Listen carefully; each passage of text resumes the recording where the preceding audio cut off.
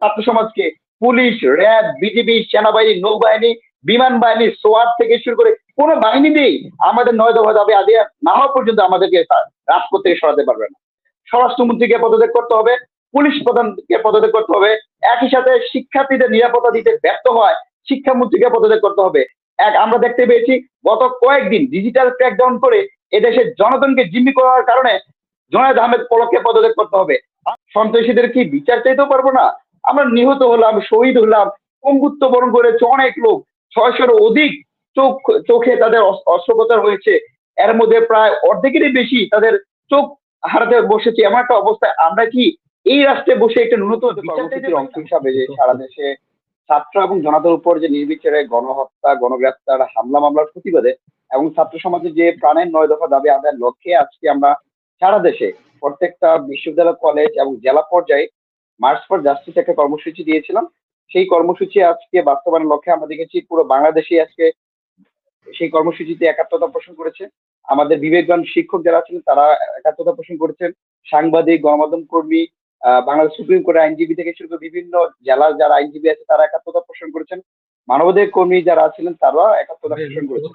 উক্ত যে March for justice যে কর্মসূচি, সেই কর্মসূচি আজকে আমরা যখন হাইকোর্টে যাই, হাইকোর্টে যাওয়ার সাথে সাথেই কিন্তু সেখানে যে পুলিশ ছিল ব্যাপকভাবে আমাদের অনেককেই গ্রেপ্তার করে।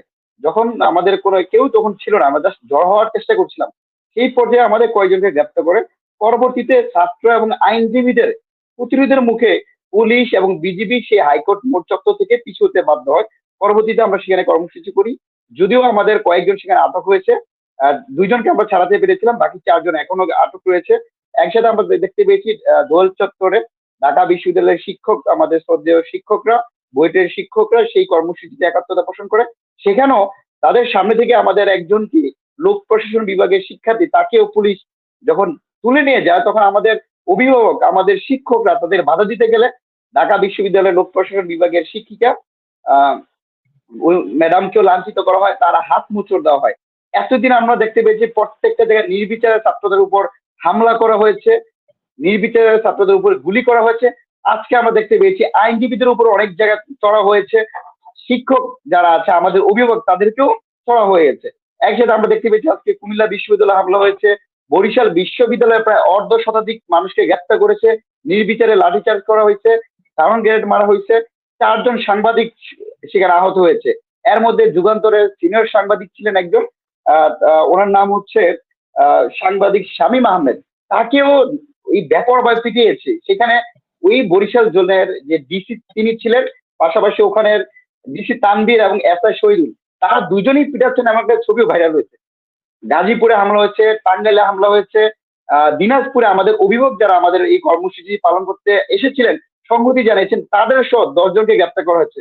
আমাদের যে মার্চ ফর জাস্টিস, আমরা ন্যায় বিচারের জন্য যে একটা কর্মসূচি দিয়েছি, আমাদের কারো হাতে কোনো অস্ত্র নাই, আমরা সবাই নিরস্ত্র, সেই কর্মসূচি আমাদেরকে আসলে এতগুলো মানুষ হত্যা করা হয়েছে, 250-এর অধিক হত্যা করা হয়েছে, আমরা সেই হত্যাকারীদের বিচার কি পাবো না? সন্ত্রাসীদের কি বিচার চাইতেও পারবো না? আমরা নিহত হলাম, শহীদ হলাম, পঙ্গুত্ব বরণ করেছে অনেক লোক, 600-এর অধিক চোখে তাদের অস্ত্রোপচার হয়েছে, এর মধ্যে প্রায় অর্ধেকেরই বেশি তাদের চোখ হারাতে বসেছে। এমন একটা অবস্থায় আমরা কি এই রাষ্ট্রে বসে একটা ন্যূনতম বিচার চাইতে পারি না? হাইকোর্টে গিয়ে বিচার চাইতে পারি না, জজ কোর্টে গিয়ে দাঁড়াইতে পারি না, পুলিশ সব জায়গায় আমাদের পেটাচ্ছে। আজকের কর্মসূচি মার্চ ফর জাস্টিস এই বাধা বিপত্তি অতিক্রম করেও আমরা সফলভাবে পালিত করেছি। একই সাথে আমরা আমাদের যে আগামী যে কর্মসূচি রয়েছে, যে আমাদের শিক্ষকদের উপর হামলা করা, শিক্ষকদের হেনস্থা করা এবং সারা দেশে অব্যাহত যে নির্যাতন, গুম করা, গ্রেপ্তার করা হচ্ছে, তার প্রতিবাদে আগামীকাল আমরা রিমেম্বারিং আওয়ার হিরোজ নামে একটা প্রোগ্রাম করছি। সেখানে প্রত্যেকটা জেলা, উপজেলা, কলেজ, বিশ্ববিদ্যালয়ে যার যার সুবিধাজনক জায়গায় মানববন্ধন হবে, প্রতিবাদ সমাবেশ হবে, বিক্ষোভ মিছিল হবে, দেওয়াল লিখন হবে, গ্রাফিতি অঙ্কন হবে, এবং আমরা অনলাইন ভিত্তিক আগামীকালে কর্মসূচি করব। জি, আমি আরেকটু নাজমুল আপনার কাছে আসি, যে বিষয়টা নিয়ে বলা হচ্ছে কোটা সংস্কারের আন্দোলন এখন বর্তমানে সরকার বিরোধী আন্দোলনে পরিণত হয়েছে, সরকার পতনের আন্দোলনে পরিণত হচ্ছে, বিশেষ করে বিরোধী দলগুলো আপনাদের সঙ্গে যুক্ত হয়েছে। এই বিষয়টা আসলে যারা আন্দোলন করছে, বিশেষ করে আপনারা শিক্ষার্থীরা যারা, আপনাদের মনোভাবটা কি সরকার বিরোধী বা সরকার পতনের দিকে যাচ্ছে, নাকি যাদেরকে হত্যা করা হয়েছে তাদের বিচার দাবি করা বা যে 9 দফা আপনারা দিয়েছেন সেই 9 দফাতেই এখন পর্যন্ত হয়েছে? নাজমুল। ধন্যবাদ। আমি একটা কথা স্পষ্ট করতে চাই, বিরোধী দল আমাদের পক্ষে আছে কিনা বা সরকার দল আমাদের বিপক্ষে আছে কিনা তার একটা উদাহরণ দেই। এই যে আমরা যখন শান্তিপূর্ণভাবে গত 1.5 মাস যাবত আন্দোলন করছি, 15 জুলাই কিন্তু ওবায়দুল কাদের সাহেব এর আগের দিন যখন বললেন এই আন্দোলনকারী শিক্ষার্থী যারা আছে তাদের জন্য আমার ছাত্রলীগই যথেষ্ট, 15 জুলাই কিন্তু ঢাকা বিশ্ববিদ্যালয় আমার ভাইদের বোনদের রক্তে রঞ্জিত হয়েছে। পরবর্তীতে কিন্তু আন্দোলনগুলোতে আমাদের ঝামেলা হয়েছে, পরবর্তীতে পুলিশ, র্যাব, বিজিবি দিয়ে নির্বিচারে গুলি করা হয়েছে। এখন দেখেন এই আমাদের শান্তিপূর্ণ কর্মসূচিকে পলিটিক্যাল ফ্রেমওয়ার্ক করে রাজনৈতিক ভাবে ভিন্ন দিকে প্রভাবিত করার জন্য আমাদেরকে কি করা হলো, মেট্রো রেল স্টেশনের ছাত্ররা সহিংসতা করেছে, বিজিবি ভবনে দিচ্ছে এরকম। কিন্তু আমরা যেটা পত্র পত্রিকা দেখতে পেয়েছি, দ্য মিরর এশিয়া নামে একটা পত্রিকা, সেখানে রিপোর্ট এসেছে ঢাকা 10 মেট্রো রেল স্টেশনে যে আগুন দেওয়া হয়েছে সেই সহিংসতার সাথে আওয়ামী লীগের এক স্থানীয় এমপি বাস ব্যবসায়ী যিনি আছেন তারা জড়িত আছে। তাই এই মেট্রো রেলের জন্য তাদের বাসের ব্যবসা কমে গেছে, তারা এখানে সহিংসতা চালিয়েছে। একই সাথে আমরা প্রথম আলো একটা পত্রিকার রিপোর্ট দেখেছি, চট্টগ্রাম এক শ্রমিক লীগের নেতাকে 4 লক্ষ টাকা দিয়ে চুক্তি করা হয়েছে 4টা বাস আগুন দিতে।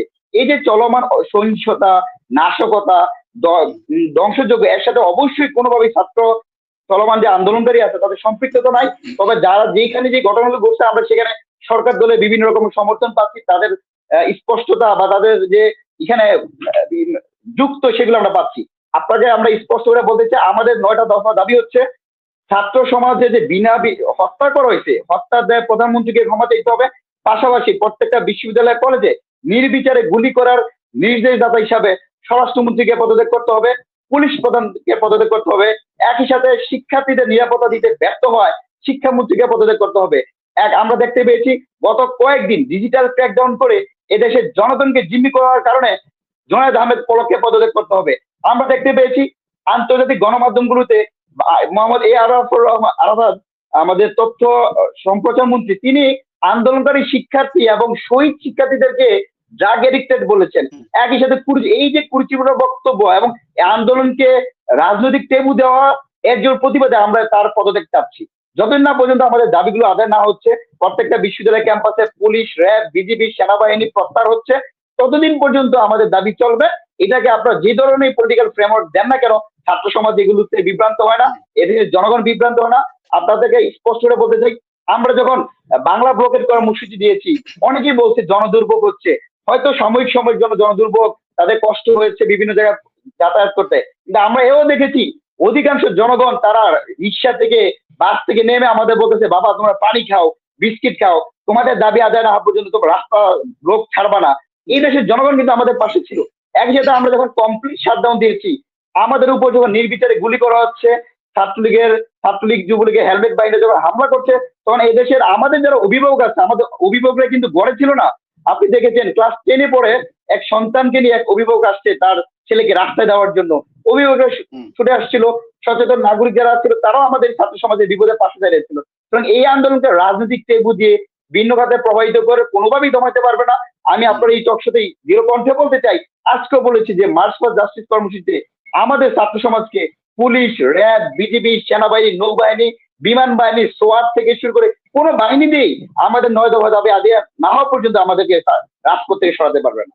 আমাদের দফা স্পষ্ট, দাবি স্পষ্ট, এই দাবি আদায় না হওয়া পর্যন্ত আমরা রাজপথেই থাকবো।